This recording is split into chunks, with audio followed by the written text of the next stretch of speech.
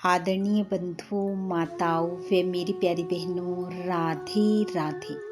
आपका हमारे इस YouTube चैनल पर बहुत बहुत स्वागत है। बंधुओं, आज हम इस वीडियो में माघ महात्म का 27वां अध्याय सुनेंगे, जिसे सुनने सुनाने से भगवान श्री हरि की कृपा से मनुष्य शारीरिक व मानसिक रोगों से मुक्ति पाता हुआ समस्त सुखों को भोगता है।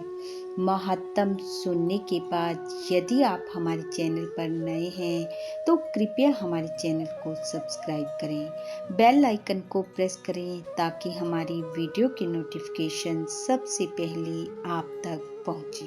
वीडियो को शेयर व लाइक भी जरूर करें। बंधुओं, कल के अध्याय में हमने देवधुति ब्राह्मण द्वारा सुनाया गया केरल के ब्राह्मण वासु का व्याख्यान सुना, जो कि मृत्यु उपरांत प्रेत बना हुआ इधर उधर भटक रहा था कि अचानक उसे रास्ते में एक पथिक, जो कि त्रिवेणी का जल गागर में भर कर ले जा रहा था, दिखाई दिया। प्रेत ने उस पथिक से जल की मांग की। पथिक ने उससे पूछा, तुम कौन हो और इस गति को कैसे प्राप्त हुए?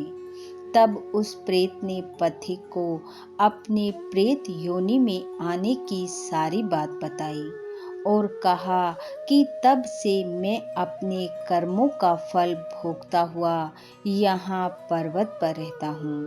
प्रेत बोला, एक बार मैं ज्वालनी नदी के किनारे गया था। वहाँ मैंने घूमते हुए एक सारस के वचनों को सुना था। बंधुओं, यहाँ तक की कथा हमने कल के अध्याय में सुनी। आइए अब सुनते हैं आगे की कथा। पथिक कहने लगा कि हे प्रेत, तुमने सारस के वचन किस प्रकार और क्या सुने थे, सो कृपा कर मुझे बताओ।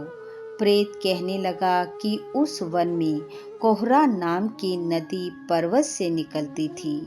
एक समय मैं घूमता घूमता उस नदी के किनारे पहुंचा और थकावट दूर करने के लिए वहां पर ठहर गया। उसी समय लाल मुख और तीखे दांतों वाला एक बड़ा बंदर वृक्ष से उतरकर जल्दी से वहां पर आया जहां एक सारस सोया हुआ था। उस चंचल बंदर ने कई एक पक्षियों को देखकर उस सोए हुए सारस को दृढ़ता से अपने पैरों से पकड़ लिया और तो सब पक्षी उड़कर वहां से चले गए, परंतु सारसी भयभीत होकर विलाप करती हुई वहां पर ही रुकी रही। नींद के दूर होने तथा भय से नेत्र खोलकर सारस ने बंदर को देखा और मधुर वाणी से कहने लगा कि हे बंदर, तुम बिना अपराध मुझको क्यों दुख देते हो? इस संसार में राजा भी केवल अपराधियों को ही दंड देता है। तुम्हारे जैसे श्रेष्ठ प्राणी किसी को पीड़ा नहीं पहुंचाते। सारस कहने लगा, हम अहिंसक, जल की काई खाने वाले, आकाश में उड़ने वाले, वन में रहने वाले, अपनी स्त्री से प्रेम करने वाले, दूसरों की स्त्री को त्यागने वाले, दूसरों की बुराई से दूर रहने वाले, चोरी ना करने वाले, बुरों की संगति से वर्जित, किसी को कष्ट ना देने वाले हैं। सो इस प्रकार मुझ निरपराधी को हे बंदर तुम छोड़ दो। मैं तुम्हारे पहले जन्म के सब वृत्तांत को जानता हूँ। यह वचन सुनकर वह बंदर सारस को छोड़कर दूर बैठ गया और कहने लगा कि तुम मेरे पूर्व जन्म की कथा को कैसे जानते हो? तुम अज्ञानी पक्षी हो और मैं वन में घूमने वाला हूँ। तब सारस कहने लगा कि मैं अपनी जाति की स्मृति के बल से तुम्हारे पूर्व जन्म का सब वृतांत जानता हूँ। तुम पूर्व जन्म में विंध्य पर्वत के राजा थे और मैं तुम्हारे कुल का पूज्य पुरोहित था। तुम राजा होकर अपनी प्रजा को पीड़ा दिया करते थे।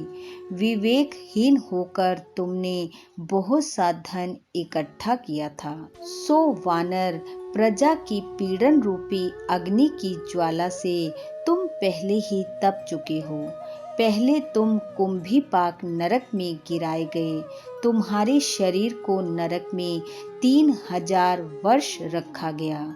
फिर नरक से निकलकर बचे हुए पापों के कारण तुम इस बंदर की योनि में आए और अब मुझको मारना चाहते हो।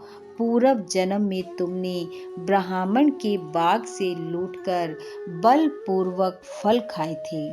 उसका यह भयंकर फल हुआ कि तुम वानर और वनवासी हुए। प्राणी अवश्य अपने किए हुए कर्मों को भोगता है, इसको देवता भी नहीं हटा सकते। इस प्रकार मैं सारस का जन्म लेकर भी अज्ञान से मोहित नहीं हुआ। इति माघ महत्तम 27वां अध्याय समाप्त। बोलो विष्णु भगवान की जय। बंधु, भगवान श्री हरि की कृपा आप व आपके परिवार पर सदैव बनी रहे। आपका घर आंगन खुशियों से महकता रहे। इन्हीं शुभकामनाओं के साथ आप सबका बहुत बहुत धन्यवाद। राधे राधे।